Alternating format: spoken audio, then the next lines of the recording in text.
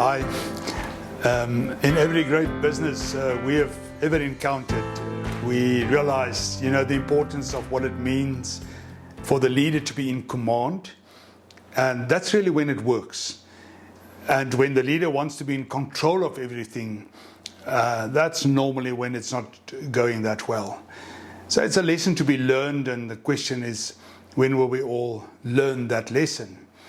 So what we're looking for in a business is that high level of trust, that you have for your people, and can they then again trust you also in, the work and the processes.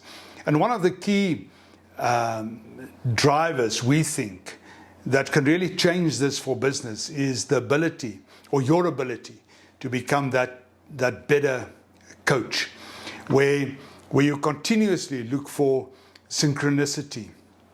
Everybody is aligned behind a common purpose, and for that you need to be able to let go of many things.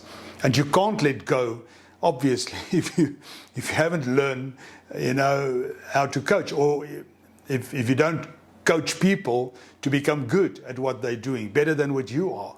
That's really the art of partly, definitely the art of running a great business. So most probably the most powerful tool we have in business is that of coaching, yet the most underutilized. So it's a bit of a challenge, isn't it? But what would be some of the characteristics of a great coach? I guess one of them would be to be a great communicator. So someone that's open, you can express yourself, and you're clear in your communication, and people really get it when you talk. Another one would be to be able to commit towards others. In other words, the other become important. And that is a willingness on my side as a leader to want to share, want to give, want to make your good. And for that, I can't be judgmental. I can't have my favorites. We have to work the business as a whole, and so the people. Another one would be that you as a coach need to be coachable yourself. Every coaching opportunity is an opportunity to give onto others, but also an opportunity to learn on your side. But I think it's more than that. To be coachable yourself is a humble experience, to be willing to take input, and that's what you expect of others to do when you try to coach them. So why would you not be good at that and do that? And then to be insightful is another characteristic. In other words, it goes beyond just listening. It's bringing insight into the conversation, a deeper level of understanding. That insight that you have, and that's really what makes you a leader sometimes, is it not? You've got that experience and the wisdom, and it's from that insight that you end up also facilitating.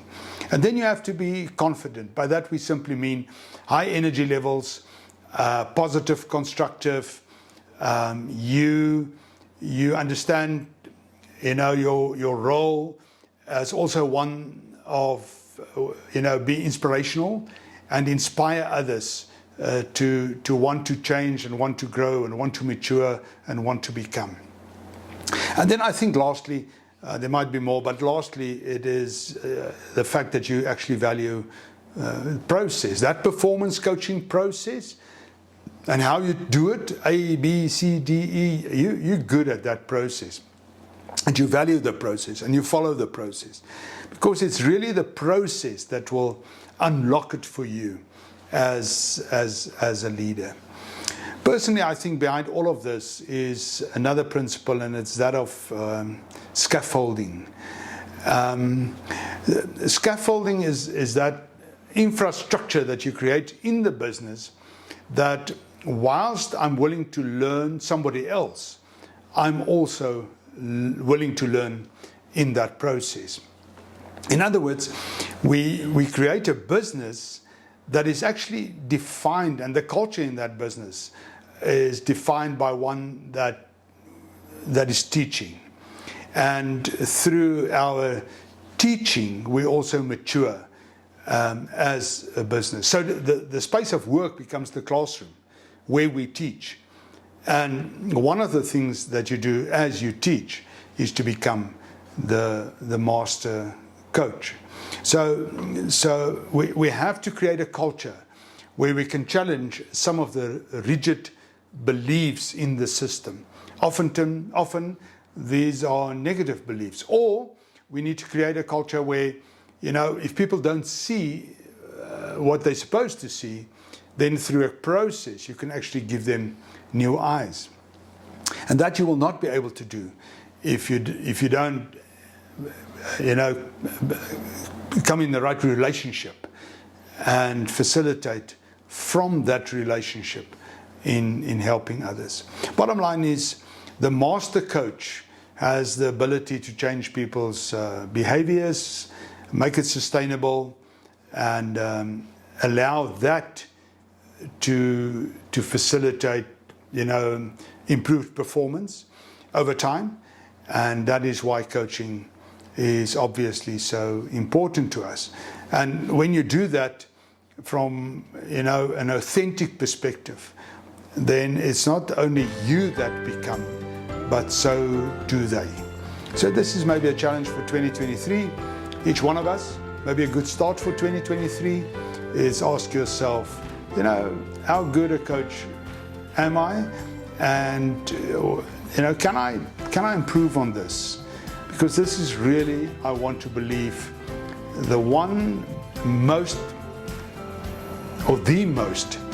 underutilized skill or technique, if you want to, that we have in our businesses that we just don't use. Become a master coach in 2023. It's a good thing. It's most probably the best thing that you will ever do in your life.